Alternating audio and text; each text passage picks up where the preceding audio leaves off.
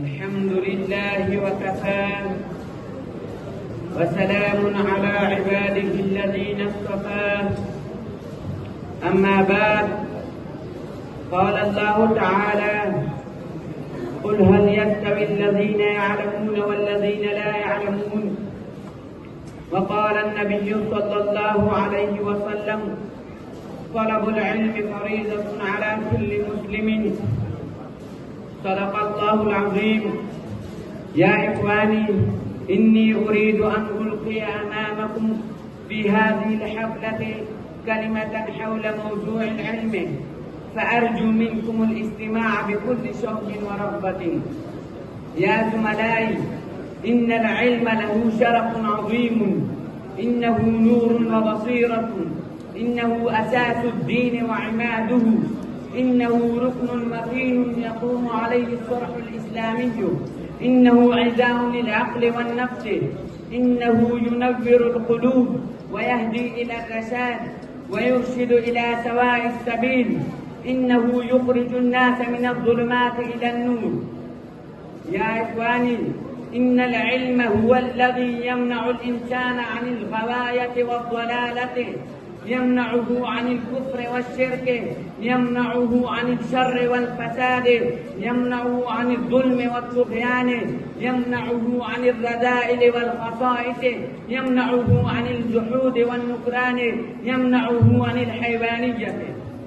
يا أحبائي، إنه يدعو إلى الشرافة والكرامة، يدعو إلى الخير واللطف، يدعو إلى تهذيب العقول وتثقيف النفوس، يدعو إلى الخير الرشد، يدعو إلى مكارم الأخلاق، يدعو إلى لين الطبع ودماثته، إنه يدعو إلى ماثر الفعال ومفاخرها، يدعو إلى فعال المجد والكرم، إنه بحر زخار لا يشبع صاحبه ولا يغني ظمأه. منهومان لا يشبعان، منهوم المال ومنهوم العلم، لا يحصل عليه إلا من احتمل المشاق وتحمل المصائب، لا يدركه من يريده عفوا بلا تعب.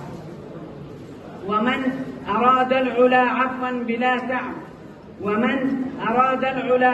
بلا تعب قضى لم يقض من إدراكها وطرا، لا يدركه إلا من صف نفسه وزكاها، لأنه نور إلهي كما أشار إليه الإمام الشافعي. شكوت إلى وكيع سوى حفظي فأرشدني إلى ترك المعاصي، وأخبرني بأن العلم نور، ونور الله لا يعطى لعاصي، إنه لا يطلب بالأمان الفارغة والأحلام الكاذبة. لو كان العلم يدرك بالمنى لما كان في البرية جاهل. يا أصدقائي، إنه حاجة لكل عصر ومصر، وأهميته تتضح واضحا جليا، لذلك أن الله تبارك وتعالى أنزل الوحي الأول من كتابه الذي يشتمل على ذكر العلم، فيقول: اقرأ باسم ربك الذي خلق الإنسان من علق. فقال: هل يستوي الذين يعلمون والذين لا يعلمون؟ والذين أوتوا العلم درجات وما يعقلها إلا العالمون. وسرد نبينا وحبيبنا فضائله فقال: إن العلماء ورثة الأنبياء، إنهم ورثوا العلم، فمن أخذه أخذ بحظ وافر، ومن سلك طريقا يطلب فيه علما سهل الله تعالى له طريقا إلى الجنة. وقال: لا حسد إلا في الاثنتين، رجل آتاه الله مالا فسلطه على هلكته في الحق، رجل آتاه الله حكمة فهو يقضي بها ويعلمها. فضل العالم على العابد كفضل القمر ليلة البدر على سائر الكواكب، وما إلى ذلك من الفضائل والدلائل التي تدل على أهميته وفضيلته. فيا إخواني، أجدوا عزمكم وارفعوا هممكم للحصول على العلم، واتركوا الكسل والبطالة، لأنهم لا يعطيك بعدهم حتى تعفيه كلك، وزينوا نفوسكم وعقولكم للعلم الإلهي والنور الرباني، لتكون لكم السعادة الأبدية والسرمدية.